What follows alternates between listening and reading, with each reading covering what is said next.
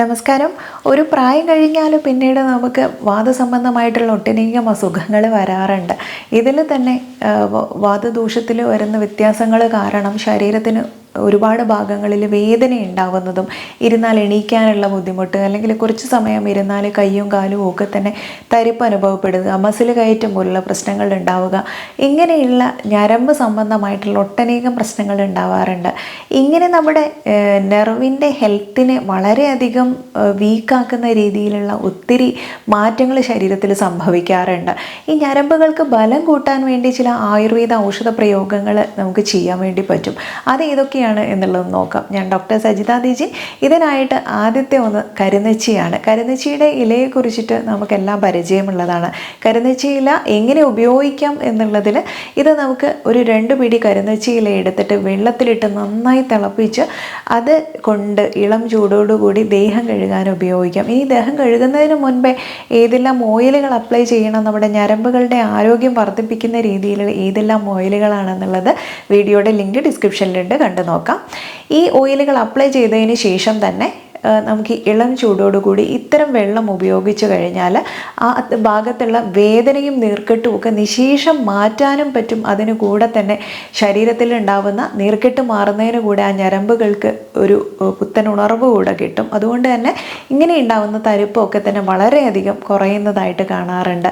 ഇനി കരിനെച്ചിയില എന്നുള്ളത് ആയുർവേദത്തിൽ ഔഷധ ഗണത്തിൽ ഏറ്റവും പ്രധാനം അർഹിക്കുന്ന ഒന്ന് തന്നെയാണ്. ഇതിന് നിർഗുണ്ടി എന്നുള്ളതാണ് ആയുർവേദത്തിൽ പറയുന്ന നാഡീ സംബന്ധമായിട്ടുള്ള പ്രശ്നങ്ങൾക്കും അതുപോലെ വേദനയ്ക്കുമൊക്കെയുള്ള ഒരു പരിഹാര മാർഗം കൂടെയാണ്. നാഡീവേദന അകറ്റുന്നതിന് കൂടെ സയാറ്റിക്ക പോലുള്ള വേദനകൾ അകറ്റുന്നതിന് കൂടെ വാദം, നീർക്കെട്ട് അല്ലെങ്കിൽ ഇൻഫ്ലമേഷൻ ശരീരത്തിലുണ്ടെങ്കിലോ മസിലുകളുടെ പിടുത്തം, വീക്കം ഇവയ്ക്കൊക്കെ ഉത്തമമായിട്ടുള്ള ഔഷധമാണ്. ഇതിൻ്റെ ഇലകൾ ഉപയോഗിച്ചുണ്ടാക്കുന്ന ഒരു ആവി പിടിക്കൽ നമുക്ക് ചെയ്യാം, അല്ലെങ്കിൽ എണ്ണ ഉപയോഗിച്ചുള്ള മസാജ് ഇത് തന്നെ എണ്ണ ഉണ്ടാക്കി ഉപയോഗിക്കുന്ന ഒക്കെ വളരെ നല്ലതാണ്. അല്ലെങ്കിൽ ഞാൻ പറഞ്ഞതുപോലെയുള്ള വെള്ളം ഉണ്ടാക്കിയിട്ട് അതുകൊണ്ട് കുളിക്കാം. ഇനി ഇതിൻ്റെ ഇലയുടെ ചാറിനും വേദന കുറയ്ക്കാനുള്ളൊരു കഴിവുണ്ട്. ഇത് ചതവുകൾക്കും മുറിവുകൾക്കും ഒക്കെ ഉപയോഗിക്കാറുണ്ട്.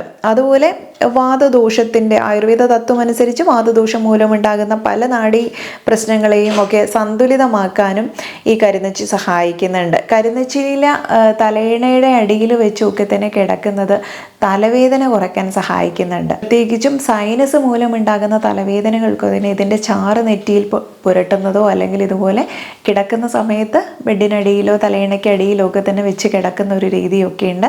അപ്പോൾ ഇതുപോലെയുള്ള വേദനകളെ അകറ്റാൻ ഏറെ ഉത്തമമാണ്.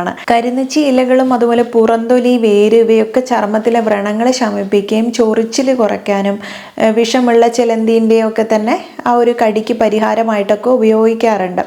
ഇനി അൾസർ, മറ്റു വ്രണങ്ങളൊക്കെ ഇല്ലാതാക്കാനും കടുകെണ്ണ ഉപയോഗിച്ച് തിളപ്പിച്ച കരിനെച്ചി ഇലയുടെ ജ്യൂസ് കുട്ടികൾക്ക് ചെവിയിൽ അണുബാധയുള്ള ഭാഗങ്ങളിലൊക്കെ ഒഴിക്കുക. അത് ഫലപ്രദമായിട്ടുള്ളൊരു മരുന്നാണ്. വയറുവേദന, കുടൽ പുഴുക്കൾ, വായുവിൻ്റെ വീക്കം, ഒരുപാട് ഗ്യാസ്ട്രിക് പ്രശ്നങ്ങളൊക്കെ ഉണ്ടല്ലോ, അതിനൊക്കെ ഉപയോഗിക്കാറുണ്ട്. അത് പല രീതിയിലായിട്ട് വീട്ടുമുറ്റത്ത് ഈ കുറ്റിച്ചെടി വളർത്തുന്നത് കൊതുകുകളെ അകറ്റി നിർത്താനുള്ളൊരു പോംവഴിയായിട്ടും പറയാറുണ്ട്.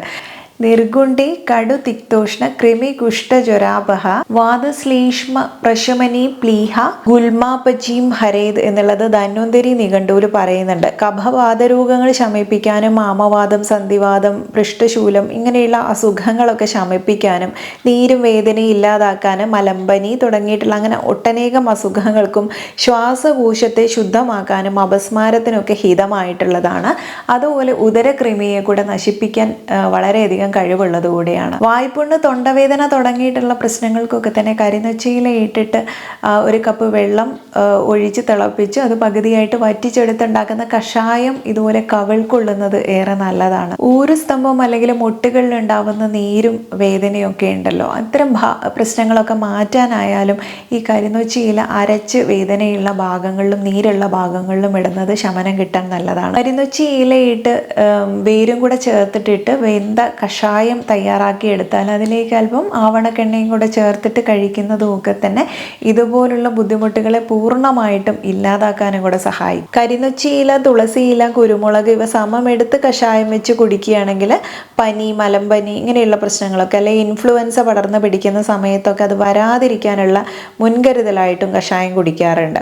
പിന്നെ കരിനെച്ചിയിലായിട്ട് ഇടിച്ചു പിഴിഞ്ഞ നീരിൽ ആവണക്കെണ്ണ ചേർത്ത് സേവിച്ചാലുള്ള നടുവിനുള്ള പിടുത്തം, കൊളുത്തുപിടുത്തം അതൊക്കെ മാറ്റാൻ വളരെ നല്ലതാണെന്ന് ചികിത്സാ മഞ്ജരിയിൽ പറയുന്നുണ്ട്.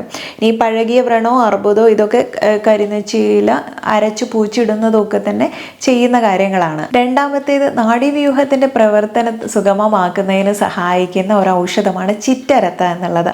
ഇത് ആയുർവേദത്തിൽ നമ്മൾ പലവിധ ചികിത്സയിൽ ഉപയോഗിക്കുന്ന ഒന്നാണ്. വാതരോഗങ്ങൾക്ക് നമുക്ക് ശരീരത്തിലെ വാതദോഷം മൂലം ഉണ്ടാകുന്ന സുഖങ്ങളായിട്ടുള്ള ന്യൂറോളജിക്കൽ വേദനകൾ, ന്യൂറാൾജിയ പോലുള്ള പക്ഷാഘാതം, പാരാലിസിസ് പോലെയോ പേശികളുടെ വളരെയധികം ബലഹീനത അല്ലെങ്കിൽ മസിൽ വീക്ക്നെസ് ഉണ്ടാവുക, തരിപ്പ് ഉണ്ടാവുക, ഇവയ്ക്കൊക്കെ ചിറ്റരത്ത വളരെ ഫലപ്രദമാണ്. ഇനി പേശികളിലും സന്ധികളിലൊക്കെ ശക്തിപ്പെടുത്താനും കൂടെ സഹായിക്കുന്നുണ്ട്. ചിറ്റരത്ത അടങ്ങിയിട്ടുള്ള തൈലങ്ങൾ, ഉദാഹരണത്തിന് നമ്മുടെ മുക്കൂട്ട് തൈലമൊക്കെ ഉണ്ടല്ലോ, അതൊക്കെ സന്ധിവേദന, റൊമാറ്റിക് ഡിസോർഡേഴ്സ് എന്നിവയിൽ നിന്ന് ഒക്കെ ആശ്വാസം നൽകാൻ സഹായിക്കുന്നതാണ്. ഈ പേശികളുടെയും നാഡികളുടെയും ഒക്കെ പ്രവർത്തനം ശക്തിപ്പെടുത്താൻ ഇത് സഹായിക്കുന്നുണ്ട്. പിന്നെ ഒരു വേദന സംഹാരിയാണ്. വേദനയും നീർക്കെട്ടും ഒക്കെ കുറയ്ക്കാനും സഹായിക്കുന്നു. പേശികളുടെയും നാഡീൻ്റെയും ഒക്കെ പ്രവർത്തനം ശക്തിപ്പെടുത്തുന്നുണ്ട്. പിന്നെ ബാഹ്യമായിട്ട് ഉപയോഗിക്കുമ്പോൾ നമ്മളൊന്ന് തടവുമ്പോഴൊക്കെ ഇത് ഒരു ഉത്തേജകമായി പ്രവർത്തിക്കുകയും നമ്മുടെ ആ ഒരു വേദന ഒഴിവാക്കാൻ സഹായിക്കുകയും ചെയ്യുന്നുണ്ട്. പരമ്പരാഗതമായിട്ടൊക്കെ ഇത് ശ്വാസം മുട്ടൽ, ചുമ, തൊണ്ടയിൽ അണുബാധ, ഇങ്ങനെ ശ്വാസകോശ സംബന്ധമായ പ്രശ്നങ്ങൾക്കും ദഹന സംബന്ധമായ അസുഖങ്ങൾക്കൊക്കെ ഒരുപോലെ ഉപയോഗിക്കുന്നതാണ്. ചിറ്റരത്തയുടെ തന്നെ 1 മുതൽ 2 ഗ്രാം വരെയൊക്കെയുള്ള ഉണങ്ങിയ വേരെടുത്തിട്ട് അത് നമുക്ക് 1 കപ്പ് വെള്ളത്തിലിട്ട് തിളപ്പിച്ച് പകുതിയാക്കി വറ്റിച്ചിട്ട് 2 നേരമായിട്ട് 15 ml ഒക്കെ കുടിക്കുന്നതും ഇതുപോലെയുള്ള ഞരമ്പുകളുടെ നശിച്ചു പോയിട്ടുള്ള ഞരമ്പുകളുടെ ഒക്കെ തന്നെ ആ ഒരു പുനരുജ്ജീവിപ്പിക്കാൻ സഹായിക്കുന്ന രീതിയിലുള്ള കാര്യങ്ങളാണ്. അതുപോലെ മൂന്നാമത്തെ ഒരു ഔഷധം എന്ന് പറയുന്നത് നമ്മുടെ ബുദ്ധിശക്തിയൊക്കെ വർദ്ധിപ്പിക്കുന്ന രീതിയിലും മൈൻഡിനെ കാമാക്കി വെക്കുന്ന രീതിയിലും ഞരമ്പുകളുടെ പ്രവർത്തനമൊക്കെ തന്നെ ഉത്തേജിപ്പിക്കുന്ന രീതിയിലുമുള്ള സെൻറ്റില്ല ഏഷ്യാറ്റിക്ക എന്ന ശാസ്ത്രീയ നാമത്തിൽ അറിയപ്പെടുന്ന കുടങ്ങലാണ്. ഇത് ഉപയോഗിച്ചിട്ട് ഒരുപാട് കാര്യങ്ങൾ നമ്മൾ മുൻപ് പറഞ്ഞിട്ടുള്ളതാണ്. എങ്ങനെ ഉപയോഗിക്കണം, ചമ്മന്തി രൂപത്തിലോ അല്ലെങ്കിൽ ദൂഷ്യരൂപത്തിലോ ഇത് വെള്ളത്തിലിട്ട് തിളപ്പിച്ച് ഉപയോഗിക്കുന്ന രീതിയൊക്കെ പറഞ്ഞിട്ടുണ്ട്. ഏത് രീതിയിൽ ഉള്ളിലേക്ക് എടുത്താലും നിങ്ങളുടെ നെർവ് ഹെൽത്തിന് വളരെയധികം ഗുണം തരുന്നതാണ്. നാഡീവ്യവസ്ഥയുടെ ആരോഗ്യത്തിന് മാത്രമല്ല, ഇത് പ്രധാനമായും നമ്മുടെ തലച്ചോറിനെയും നാഡികളെയും ഒക്കെ ഉത്തേജിപ്പിക്കുന്നുണ്ട്. ഇത് ഓർമ്മശക്തി വർദ്ധിപ്പിക്കുന്നുണ്ട്. തലച്ചോറിലെ കോശങ്ങളെ പുനരുജ്ജീവിപ്പിക്കാനും അതുവഴി ഓർമ്മശക്തിയും ചിന്താശേഷിയും ഒക്കെ മെച്ചപ്പെടുത്താനും. ഇതിൻ്റെ സംസ്കൃത നാമം മണ്ഡൂകപർണി എന്നുള്ളതാണ്. അതുപോലെ സരസ്വതി എന്നൊക്കെ പറയുന്നുണ്ട്. അതായത് നമ്മുടെ ബുദ്ധിശക്തിയും വാക്ചാതുര്യവും ഒക്കെ വർദ്ധിപ്പിക്കാൻ സഹായിക്കുന്ന രീതിയിൽ. അതുപോലെ ഉത്കണ്ഠയും മാനസിക സമ്മർദ്ദമൊക്കെ കുറയ്ക്കുന്നു. ഈ കുടങ്ങലിന് മാനസിക സമ്മർദ്ദം അല്ലെങ്കിൽ ആങ്ഷൈറ്റി കുറയ്ക്കാനും വിഷാദം, ഡിപ്രഷൻ ഇവയൊക്കെ ലഘൂകരിക്കാനുള്ള ഒരു പ്രത്യേക കഴിവുണ്ട്. ഇത് നാഡീകലകളെ സംരക്ഷിക്കാൻ സഹായിക്കുന്ന ന്യൂറോ പ്രൊട്ടക്റ്റീവ് ഗുണങ്ങളൊക്കെ ഉള്ളതാണ്. പിന്നെ രക്തചംക്രമണം മെച്ചപ്പെടുത്തുന്നതുകൊണ്ട് നാഡീവ്യവസ്ഥയുടെ ശരിയായിട്ടുള്ള പ്രവർത്തനം കാരണം നിങ്ങൾക്ക് ഇത്തരം ഞരമ്പുകളുടെ ശക്തി കൂട്ടാൻ സഹായിക്കും. ഉറക്കം മെച്ചപ്പെടുത്തുന്നുണ്ട്. ഇത്തരം ഗുണങ്ങളൊക്കെ ഉണ്ട്. പിന്നെ വിഷഹരമായിട്ടുള്ളതാണ് വാതരക്തം, ത്വക്ക് രോഗം, കുഷ്ഠം, സിഫിലിസ്, മൂത്രാശയ രോഗം ഇവയൊക്കെ ശമിപ്പിക്കാനും നല്ലതാണ്. നാലാമത്തേത് ഔഷധം എന്ന് പറയുന്നത് ഹെമിഡെസ്മസ് ഇൻഡിക്കസ് എന്ന ശാസ്ത്രീയ നാമത്തിൽ അറിയപ്പെടുന്ന നന്നാറി അല്ലെങ്കിൽ നാറുനീണ്ടി എന്നുള്ളതാണ്. നന്നാറി സർബത്ത് പറയുമ്പോൾ നിങ്ങൾക്ക് പെട്ടെന്ന് ഓർമ്മ വരും. ഇതിന് ആയുർവേദ സംസ്കൃത നാമധേയം എന്ന് പറയുന്നത് സാരിബ എന്നുള്ളതാണ്. ഇതിൻ്റെ റൂട്ടാണ് നമുക്ക് ആവശ്യമുള്ളത്. ഇതും തന്നെ ഇതിൻ്റെ വേര് നമ്മൾ 1 കപ്പ് വെള്ളത്തിൽ 1-2 ഗ്രാം എടുത്തിട്ട് ആ 1 കപ്പ് വെള്ളത്തിലിട്ട് തിളപ്പിച്ച് വറ്റിച്ചിട്ട് 2 നേരമായിട്ട് കുടിക്കുന്നത്, ഈ ഒരു കഷായം രൂപത്തിൽ കുടിക്കുന്നത് നല്ലതാണ്. ഈ നന്നാരി എന്ന് പറയുന്നത് ക്ഷീണിച്ച് കിടക്കുന്ന നാഡികളെയും പേശികളെയും ഒക്കെ പുനരുജ്ജീവിപ്പിക്കാനും കൂടെ സഹായിക്കുന്നതാണ്. ശരീരത്തിന് തണുപ്പ് നൽകുന്നതുകൊണ്ട് വേനൽക്കാലത്തൊക്കെ ഏറെ നല്ലതാണ്. ചൂട് കുറയ്ക്കാൻ, നിർജ്ജലീകരണം തടയുന്നുണ്ട്, രക്തശുദ്ധിക്ക്, രക്തത്തിലെ വിഷാംശങ്ങൾ, ടോക്സിൻസ് ഒക്കെ പുറത്ത് കളഞ്ഞ് ചർമ്മ രോഗങ്ങൾ തടയാൻ സഹായിക്കുന്നുണ്ട്. ദഹന പ്രക്രിയ മെച്ചപ്പെടുത്താനും അസിഡിറ്റി, മലബന്ധം ഇതൊക്കെ ഒഴിവാക്കാൻ സഹായിക്കുന്നുണ്ട്. ക്ഷീണം അകറ്റി ശരീരത്തിന് ഉന്മേഷം നൽകുന്നുണ്ട്. മൂത്രാശയ സംബന്ധമായിട്ടുള്ള പ്രശ്നങ്ങൾ സ്വാഭാവികമായിട്ടുള്ള ഒരു മൂത്രവർദ്ധകമായി ഒരു ഡയൂററ്റിക് ആയിട്ട് പ്രവർത്തിക്കുന്നുണ്ട്. ഈ ക്രഷ് ചെയ്തിട്ടുള്ള 1 ടീസ്പൂൺ ഡ്രൈഡ് ആയിട്ടുള്ള ഈ നറുനീണ്ടീൻ്റെ വേര് എടുത്താലും മതി. 1.5 കപ്പ് വെള്ളത്തിലിട്ടിട്ട് 1/2 കപ്പായിട്ട് വറ്റിച്ചിട്ട് ഒരു 30 മുതൽ 50 ml വരെയൊക്കെ നമുക്ക് ഉപയോഗിക്കാം ഒരു ദിവസത്തിൽ. അത് കഴിയുന്നതും ഭക്ഷണശേഷം കഴിച്ചാലും മതി. ഇത് ബ്ലഡ് പ്യൂരിഫൈ ചെയ്യാനും ആ ഒരു ശരീരത്തിലെ ഒരു ചുട്ടുപുകച്ചിൽ മാറ്റാനും അല്ലെങ്കിൽ സ്കിന്നിൻ്റെ ഹെൽത്ത് വർദ്ധിപ്പിക്കാനും നെർവിൻ്റെ ഹെൽത്തിനെയൊക്കെ ഇമ്പ്രൂവ് ചെയ്യാനും മൂത്രസംബന്ധമായ പ്രശ്നങ്ങൾ കുറയ്ക്കാനൊക്കെ ഈ രീതിയിൽ ഉപയോഗിക്കാവുന്നതാണ്. ബിൽവ, അഗ്നിമന്ത, ശോനാക, ശാലിപർണി, പൃഷ്ണിപർണി തുടങ്ങിയിട്ടുള്ള അങ്ങനെ ഒട്ടനേകം 10 ഔഷധങ്ങളുടെ വേരുകൾ ഉപയോഗിച്ചിട്ടുണ്ടാക്കുന്ന നമ്മുടെ ദശമൂല അറിയാലോ, ദശമൂല അരിഷ്ടവും ദശമൂല കഷായവും ഒക്കെ നിങ്ങൾ കേട്ടിട്ടുണ്ടാവും. ഇങ്ങനെയുള്ള ഒരുപാട് ഔഷധ കൂട്ടുകൾ ചേർത്തിട്ടുള്ള കഷായ അരിഷ്ടങ്ങളും അതുപോലെ മരുന്നുകളും ഗുളിക രൂപത്തിലും ഒക്കെ തന്നെയുണ്ട്. ഇതൊക്കെ ഒരു ഡോക്ടറുടെ നിർദ്ദേശപ്രകാരം നിങ്ങൾക്ക് കറക്റ്റായിട്ടുള്ള ഒരു അവസ്ഥയ്ക്കനുസരിച്ച് ഉപയോഗിച്ചു കഴിഞ്ഞാൽ ഇത്തരം ബുദ്ധിമുട്ടുകളെയൊക്കെ വളരെ പെട്ടെന്ന് മറികടക്കാനും കൂടെ സഹായിക്കുന്നതാണ്. അപ്പോൾ ഞാൻ ഈ പറഞ്ഞിട്ടുള്ളത് നമുക്ക് തന്നെ ഫോളോ ചെയ്യാൻ പറ്റുന്ന കാര്യങ്ങളാണ്. ഇതിലും ആരോഗ്യ പ്രശ്നങ്ങളുള്ളവരാണെങ്കിൽ ഉള്ളിലേക്ക് എടുക്കുന്ന സമയത്ത് ഡോക്ടറിനെ നേരിട്ട് ഒന്ന് കൺസൾട്ട് ചെയ്യേണ്ടതും ആവശ്യമായിട്ട് വരും. അപ്പോൾ ഇന്നത്തെ വീഡിയോയിൽ പറഞ്ഞിരിക്കുന്നത് വളരെ ഇൻഫോർമേറ്റീവ് ആയിട്ടുള്ള കാര്യങ്ങളാണ്.